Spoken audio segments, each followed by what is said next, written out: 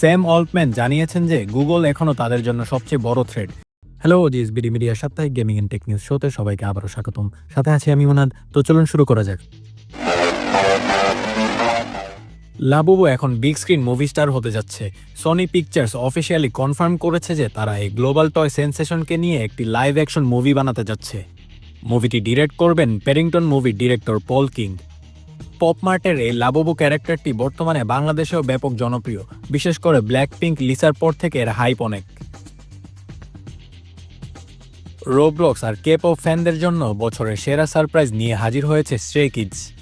রোবলক্সের ভিতর একটি বিশাল concert experience তৈরি করা হয়েছে, যেখানে স্ট্রে কিডসের মেম্বারদের অ্যানিমেল অ্যাভাটার বা এসকেজুরা পারফর্ম করছে। শুধু গান শোনাই নয়, প্লেয়াররা বিভিন্ন গেম খেলে এক্সক্লুসিভ ইউজিসি আইটেম এবং ফ্রি মার্চেন্ডাইজ আনলক করতে পারছেন। স্যাম অল্টম্যান জানিয়েছেন যে গুগল এখনও তাদের জন্য সবচেয়ে বড় থ্রেট এবং চ্যাটজিপিটিতে বছরে অন্তত দুবার কোড রেড বা ইমার্জেন্সি ঘোষণা করতে হতে পারে।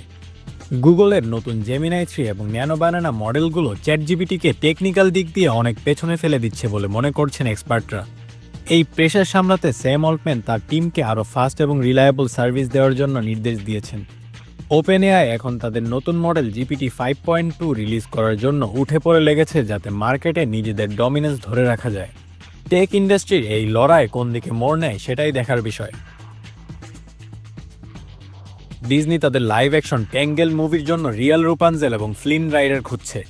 তবে বড় আপডেট হলো, একসময় মাদার গোথেল ক্যারেক্টারের জন্য স্কারলেট জোহানসনের নাম শোনা গেলেও তিনি এখন আর এই প্রজেক্টে নেই। জানা গেছে যে স্কারলেট এখন দ্য ব্যাটম্যান পার্ট 2 মুভিতে একটি ইম্পর্টেন্ট ভিলেন ক্যারেক্টার হিসেবে থাকবেন। তো আজ ছিল এই পর্যন্তই। আমাদের নিউজ এপিসোডগুলো ভালো লেগে থাকলে অবশ্যই আমাদের পেজে ফলো করবেন আর আমাদের ইউটিউব চ্যানেলটি সাবস্ক্রাইব করে রাখবেন। সাথে থাকার জন্য ধন্যবাদ।